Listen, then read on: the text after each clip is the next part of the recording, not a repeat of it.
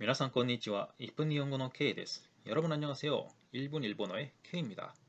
오늘은 일본 문화와 관련된 첫 영상으로 인사를 드릴 텐데요.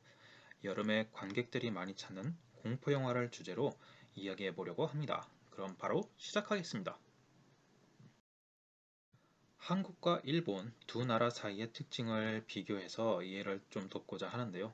공포영화 소재도 너무 다양하다 보니 여기서는 가장 기본이 되는 옛 이야기의 패턴을 가지고 설명하겠습니다. 여러분은 한국과 일본의 공포영화 특징은 각각 무엇이라고 생각하시나요? 먼저 한국의 경우에는 귀신이 된 이유가 분명합니다. 살아생전 억울한 일을 겪거나 말 못할 수모를 당했다거나 하는 것들 말이죠. 그에 비해 일본의 귀신의 경우에는 정확한 원인을 알 수 없는 경우가 꽤 많습니다. 한국의 귀신이 한을 품은 계기가 뚜렷해서 또 피해를 주는 대상도 정해져 있는데요.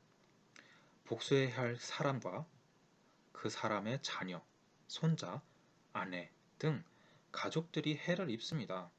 그런데 일본의 귀신들의 경우에는 사람을 가리지 않죠.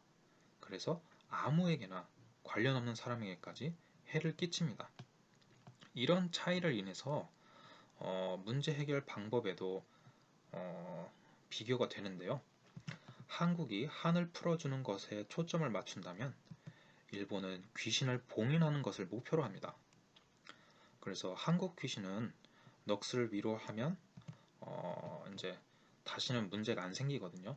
뭐 제사를 지내준다거나 한을 풀어준다거나 해서 하면 귀신이 사고를 치지 않습니다. 하지만 일본은 어떤 계기로 인해서 봉인이 풀린다면 언제든지 그런 문제가 재발할 수 있는 거죠. 이렇게 해서 보통 이야기 패턴이 진행되는데요. 왜 한국과 일본은 이런 이야기 구조의 차이가 날까요? 그 이유는 살아생전 한국인과 일본인의 고통을 주는 대상이 각각 달랐기 때문입니다. 좀 더 자세하게 말하자면 한국에서는 인간 때문에 겪는 고난이 심했고 일본은 상대적으로 자연재해로 겪는 고난이 더 심했기 때문이지 않을까 생각합니다. 한국이 잦은 외세의 침략으로 전쟁이 끊이지 않았고 신분사회가 엄격하여 억울한 경험이 많았죠. 하지만 사람으로부터 비롯된 일이라서 노력의 여지가 있었습니다.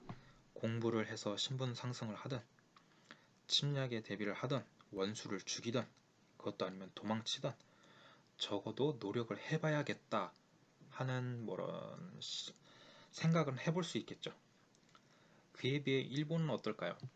현재도 세계적으로 유명하지 않습니까?